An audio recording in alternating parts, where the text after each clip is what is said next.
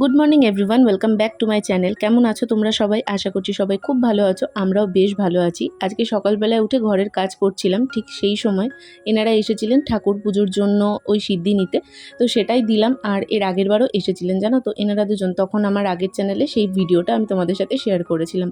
এই চ্যানেলেও এই বছর শেয়ার করছি।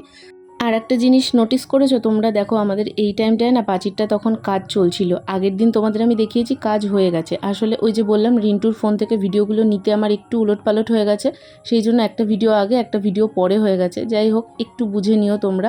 মায়ের কাছে সিঁদুর ছোঁয়ালাম আর উনিও ওখান থেকে ছুঁয়ে আবার ব্যাগ দিয়ে দিলেন। ওই সিঁদুরটা আমি আমার সিঁদুর কোটোয় মিশিয়ে রাখবো। আর এরপর ঘরে এসে আগে দরজা জানলাগুলো খুলবো। এখনও সকাল থেকে কিছুই করা হয়নি। ওই জন্য ঘরটা দেখো একদম পুরো অন্ধকার হয়ে আছে, কারণ রাত্রিবেলা নয় বাথরুমের দিকের দরজাটাও দিয়ে দিই, কারণ ওই দিকটা ফাঁকা আছে যেহেতু, মানে বাথরুমে যেহেতু ভেন্টিলেটার মতন করা আছে, ওখান থেকে না প্রচুর মশা ঢুকে যায়। আর দেখলে ঘরটা কেমন অন্ধকার হয়েছিল, ওই জন্য আজকে বলতে পারো একদম সকাল থেকেই তোমাদের সঙ্গে ব্লগটা শেয়ার করছি। আর রাত্রিবেলা একটা ওই পাতলা চাদর গায়ে নিয়ে শুতে হচ্ছে, কারণ একটু ঠান্ডা ঠান্ডা লাগছে রাতের দিকটা ওয়েদারটার জন্য। তো সেই জন্য চাদরটাকে আগে ভাঁজ করলাম। রিন্টু কিন্তু উঠে গেছে, ওই তখন ঠাকুর নিতে এসেছিলো যেহেতু, তো সেই সময় উঠে পড়েছে। তবে খাটটা এখন গোছানোর সময় নেই, কারণ এই দিকটা আগে একটু এগিয়ে নিই কাজ, তারপরে গিয়ে ঘরটা গোছাবো।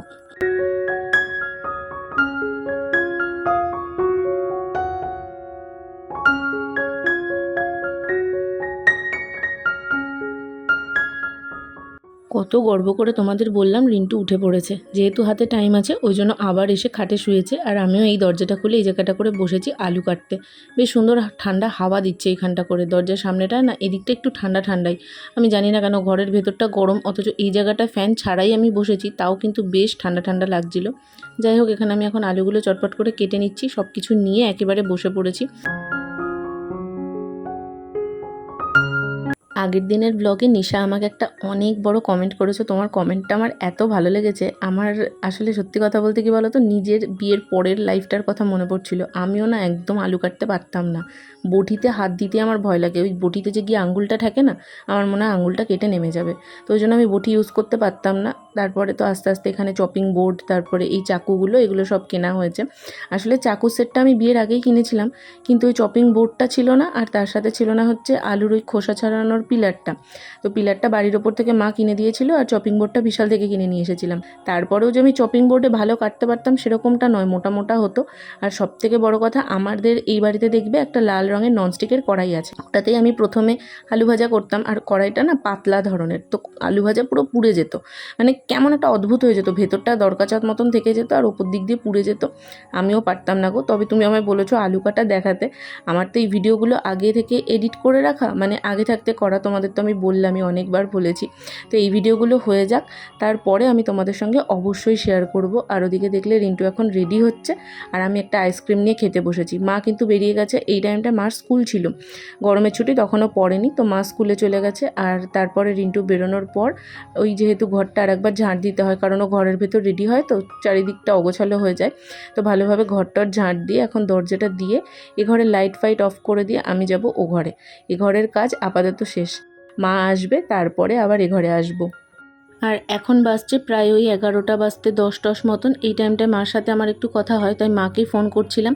আর নর্মাল ফোনে কথা বললে না মা খুব একটা শুনতে পায় না। আর এই যে ব্লুটুথটা আছে আমার এই ওপোর ফোনটাতে, যখন ব্লুটুথ কানেক্ট করি কেউই শুনতে পায় না, তো মাও শুনতে পায় না। ওই জন্য এই নর্মাল এই যে হেডফোনগুলো হয় সেগুলোতেই কথা বলতে হয়। আর এই হেডফোনে কথা বললে না আমার খুব অসুবিধা হয়, ফোনটা হাতে নিয়ে নিয়ে ক্যারি করতে হয়। যাই হোক, কিছু করার নেই, না হলে তো মা শুনতে পাবে না। তো সেই জন্য আর কি ওরমভাবে মার সাথে কথা বলছিলাম। আর এদিকে এখন আমি আলুটাও যে কেটেছিলাম আলু ভাজা করার জন্য, তো আলু ভাজা করবো। এখানে দেখো ফোনটাকে রেখে দিয়ে আমি রান্নাও করছি, তার সাথে মার সাথে কথা বলছি। বড্ড অদ্ভুত লাগছে দেখতে, কিন্তু কিছু করার নেই। যাই হোক, অনেকটা একসাথে আলু ভাজা করে নিচ্ছি, এবেলা ওবেলা দুবেলাতেই হয়ে যাবে, কারণ আলু ভাজা আমাদের তিনজনারই এ বাড়িতে ভীষণ প্রিয়। আর এখানে দেখো প্রচুর বাসনপত্র মাজা ধোয়া হয়েছিল, সেগুলো সব জল ঝরানোর জন্য স্ল্যাবের ওপর উপুর করা ছিল। জলটা ঝরে গেছে, এবার এখন জায়গার জিনিস জায়গায় তুলে এই জায়গাটা একটু মুছে নেব।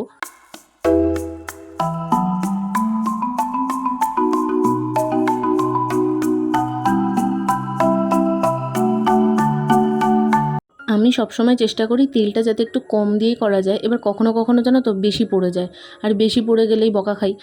এবার তেলটা কম দিয়েই আমি করছিলাম, কিন্তু কি হয়েছে, তেলটা ওইখান থেকে ঢালতে গিয়ে না একটুখানি বেশিই পড়ে গেছে। জানি না কি হবে, আলটিমেটলি ভাজার পর বুঝতে পারবো যে তেলটা কি সত্যিই বেশি লাগলো নাকি মানে হয়ে গেছে ঠিকঠাক। ওই দেখবে বাটির মধ্যে তোলার পর গায়ে পুরো তেল হয়ে থাকে না, ওটা না খাওয়ার জন্য স্বাস্থ্যকর না কোনো কিছু। এমনি ভাজাভুজি এত খাওয়া ভালো না জানি, কিন্তু ওই মুখের সাথে খাই। তো যাই হোক, ওদিকটায় ভাজাটা অলমোস্ট হয়েই এসেছে। আর আমার এই তেলের জারটার যে মুখটা দেখিয়েছিলাম তোমাদের নষ্ট হয়ে গেছে, ওই জন্যই এই খিটখিলটা ঘটেছে। যাই হোক, এই চপারটাতে আলু কেটেছিলাম, আর যেহেতু পেঁয়াজ তো দিইনি, তাই জন্য এখানটা করে একটু জল ধোয়া করে নিলাম।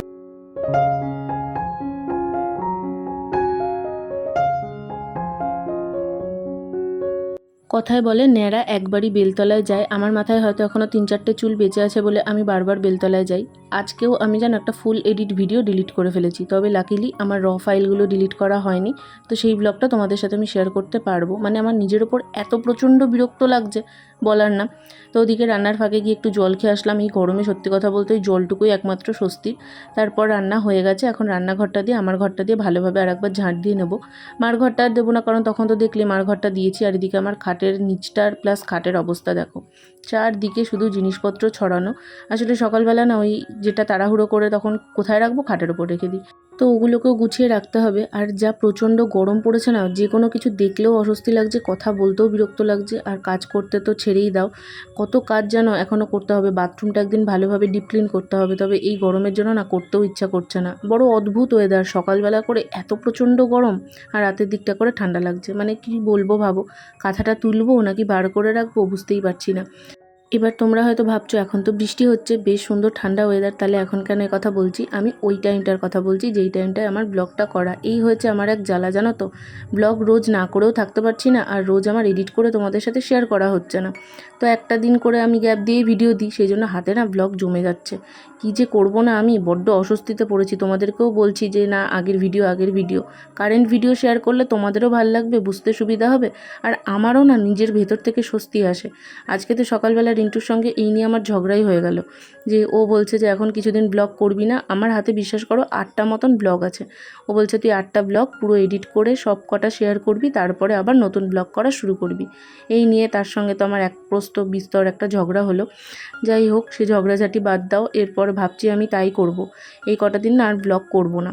তবে করব না ভাবলেও না, সকালবেলাটা হলেই ক্যামেরাটা কেমন জানি অটোমেটিক হাতে নিয়ে ফেলি, মানে অভ্যাস হয়ে গেছে রোজ ব্লগ করা। যাই হোক, এদিকে দেখো এখন 12টা নাগাদ জল এসেছে, তো সেই জলটা তুলে রাখছি, কারণ না হলে তো স্নানের জল শেষ হয়ে যাবে, আর তারপর সন্ধেবেলা থেকে সারা রাত্রির এই জলেই চালাতে হবে। এইখানে পাইপটা না হওয়া অবধি না, মানে জলের লাইনটা না হওয়া অবধি শান্তি নেই। তো এদিকে সকালবেলা নাইটি টুকটাক আরও কয়েকটা ছিল, তো ওগুলো ওদিকে মেলে দিয়ে এলাম কেচে, আর এখন এগুলো এদিকটায় মেলে দিচ্ছি। রোদ দেখেছো, মানে দাঁড়িয়ে থাকলে না পুরো একদম সিদ্ধ হয়ে যেতে হবে।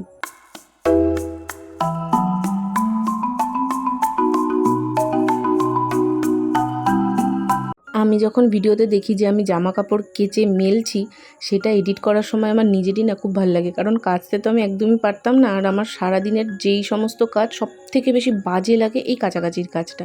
আমার একদম ভালো লাগে না, কারণ প্রচণ্ড না কষ্ট হয়ে যায়। ওই বাইরেটা যেহেতু বাথরুমের মাথাটায় কোনো ছাউনি নেই, ডাইরেক্ট রোদটা পড়ে। আমি চেষ্টা করি ওই জন্য রাতের টাইমটায় কাচাকাচি করার, তবে সবসময় তো ধরো সেটা হয় না। দিনের বেলা তো মাঝে সাঝে কাচতে হয়, তো তখন না প্রচণ্ডই কষ্ট হয়। যাই হোক, এখন স্নানটা করে নিলাম, আর স্নান করে উঠেও দেখো শান্তি নেই আমার। 5 মিনিট অবধি শুধু স্বস্তি, তারপরে আবার সেই গরম লাগা শুরু হচ্ছে। আর আমার রিং লাইটটা দেখলেই না আমার রোজ মনে হয় যে না, আমি মেকআপ ভিডিও শ্যুট করব, আবার তোমাদের সাথে মেকআপ কন্টেন্ট শেয়ার করব। তবে আমি দেখেছি জানো তো, লং ভিডিও শেয়ার করার মাঝে যদি কেউ শর্ট ভিডিও শেয়ার করে না, সেই চ্যানেলে আর লংয়ে ভিউজ আসে না। সেই জন্য আমি চাইলেও তোমাদের সঙ্গে শর্টসগুলো শেয়ার করি না। শর্টসগুলো আমি আমার ইনস্টাগ্রামে শেয়ার করি। তোমরা চাইলে কিন্তু ইনস্টাগ্রামে আমাকে ফলো করতে পারো, লিঙ্ক আমার ডেসক্রিপশনে দেওয়া থাকে। আমার ইনস্টাগ্রামে আমি নানান রকম mini blog, makeup tutorial, skin care, hair care, এরকম বিভিন্ন রকম কন্টেন্ট, তাছাড়াও টুকটাক ছবি, এই সমস্ত শেয়ার করি। তো যারা ইনস্টাগ্রামে আছো, একবার আমার অ্যাকাউন্টটা চেক করতে পারো, আশা করছি তোমাদের ভালোই লাগবে। আর এদিকে টুকটাক কাজ করতে করতে বেজে গেছে 2টো। ওদিকে মাও স্কুল থেকে চলে এসেছে, তাই দরজাটা খুলে দিয়ে আসলাম। আর সকালবেলা আজকে জানো তো ড্রাই ফ্রুটস ভেজানো হয়েছিল, সেটা আমার খাওয়ার কথা মনেই নেই। মা এসে এখন দিয়ে গেল, তাই জন্য বসে এখন ওই কাজু কিশমিশ, তারপরে ওই আমন্ডগুলো ছাড়ানো হয়েছিল, সেগুলোকেই বসে খাচ্ছিলাম। আর এই টাইমটা একটু হাওয়া দিচ্ছিল বাইরে, দেখে বুঝতে পারছো আশা করছি। তো বসে বসে এরকম খেতে বেশ ভালোই লাগছিলো। তারপরে চলে এলাম এখন লাঞ্চ করব, তার জন্য একটা ডিম ভাজা করব। আচ্ছা, সাদা তেলে ডিম ভাজা তোমাদের ভালো লাগে নাকি সর্ষের তেলে, আমাকে কমেন্টে জানিও তো। আর যদি সাদা তেলে কখনো ট্রাই না করে থাকো তাহলে একবার সাদা তেলের ডিম ভাজা করে খেয়ে দেখো, পুরো একটা ডিফারেন্ট স্বাদ লাগে। আমার তো দুর্দান্ত লাগে। তো এটা জানি না ডিমের মামলেট, অমলেট, পোচ কোনটা কি বলে, তো সেই আর কি ভেজেছি, মানে মোদ্দা কথা কুসুমটা আমি ভাঙিনি। এখানে দেখো নিয়ে বসে পড়েছি, আর তার সাথে এটা ওই কচুর শাক বাটা, এই দিয়ে এখন চটপট করে লাঞ্চটা কমপ্লিট করে নেব। আর মা এদিকে শশা কাটছে। বাচ্চা এখন 2:10 মতন, এখন লাঞ্চ করে নেবো। আসলে আজকে তো দেখলে 12টার সময় তো আমি ব্রেকফাস্ট করেছি, মানে মুড়ি খেয়েছি, তোমাদের সঙ্গে সেটা শেয়ার করা হয়নি, কিন্তু খিদে পেয়ে গেছে। এডিট করছিলাম তো ওই দেখো পেছন দিকে শুয়ে শুয়ে এডিট করছিলাম, ফ্যানটা চালিয়েছি, আওয়াজ আসবে। তো চলো চটপট লাঞ্চ করে নিই, তারপরে কথা হচ্ছে। দিনটু কি করেছে শোনো না, স্নান টান করে ঘরে ঢুকতে গেছে, ঠিক আছে, আর আমি তখন ওই দিকে গেছি, আর দরজাটা খুলে এইদিকে ঢুকেও বলতে গেছে এই রূপা বলে কি যে একটা বলতে গেছে, আর পাটা স্লিপ করে দিই, এই রূপা।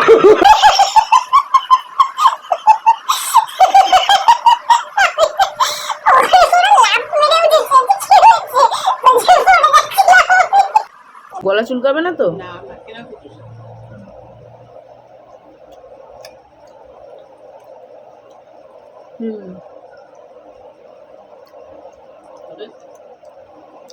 বেলবেলা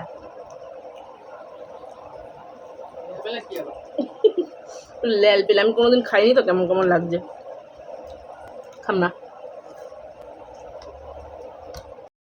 খাবো না বলেছিলাম ঠিকই, কিন্তু তারপরে ওই বলে না খেতে খেতে স্বাদ মুখে সয়ে যায়, তো সেই আর কি হয়েছে। তো তারপরে দিব্যি খেয়েছি। আর এদিকে দেখো জামাগুলো শুকিয়েও গেছে, এখন খাওয়া দাওয়া যেহেতু কমপ্লিট, এগুলো তুলে নেবো, কারণ এরপরে তো শয়নে পদ্মলোচন দেবো। তো সেই জন্য এগুলোকে আগে তুলে নিলাম, নাহলে আবার ভুলে যাব, তখন আর এক খিটকেল। আর বাইরে এত রোদ, আর এই টাইমটা আমার ঘরটা এত প্রচণ্ড গরম হয়ে যায়, মানে দুপুর টাইমটা 4টে 4:30 না বাজা অবধি না এ ঘরে শান্তি পাওয়া যায় না। তবে ওই সব কিছু দরজা টরজা লাগিয়ে যেহেতু ঘুমাই, সেই জন্য আমি ও ঘরে মা বললেও শুতে পারি না, কারণ মা ও ঘরে ধরো টিভি দেখে, তারপরে সব কিছু খোলা থাকে, দরজা জানলা, চোখে মুখে আলো পড়ে, তো ঠিক ঘুমটা হয় না। তো সেই জন্য এখানে এখন এই নাইটিটা দেখলাম পুরোপুরি শুকায়নি, তো বেশি খুব একটা টাইম তো দেওয়া হয়নি বাইরে, তাই জন্য দরজার ওপরে এভাবে দিয়ে দিলাম, আর এটা শুকিয়ে গেছে, ভাঁজ করে রেখে দিলাম। আচ্ছা, আজকের ব্লগটা তোমাদের কেমন লেগেছে অবশ্যই একটা কমেন্ট করে জানিও। আর দেখো খাটের যা জিনিস ছিল সেগুলো সব সরিয়ে নড়িয়ে রেখে দিলাম। ঠাকুরের আশীর্বাদে তোমাদের অনেকের কাছে এখন আমার ভিডিও পৌঁছায়, কিন্তু খুব কমজন আমার ভিডিওতে লাইক করো। তোমরা ভিডিও দেখছো কিন্তু লাইক কমেন্ট করো না। প্লিজ একটা লাইক কমেন্ট করো যদি ভালো লাগে কিছু, আর যদি কিছু ভালো নাও লাগে সেটাও আমাকে কমেন্টে বলো, কারণ তোমাদের কাছ থেকে আমি অবশ্যই শিখতেও পারবো। আর তোমাদের একটা কমেন্ট আমাকে সত্যি ভিডিওটা করার জন্য অনেকটাই মোটিভেট করবে, আর আমার চ্যানেলটাকে গ্রো করতে অনেকটাই হেল্প করবে। তো চলো আজকের ভিডিওটা এখানেই শেষ করছি, দেখা হচ্ছে অন্য কোনো দিন নতুন একটা ব্লগ নিয়ে। আশা করছি আজকের ভিডিওটা তোমাদের কিছু ভালো লেগেছে, যদি ভালো লাগে ওই যে বললাম একটা লাইক করে দিও। চলো আজকের মতন টাটা।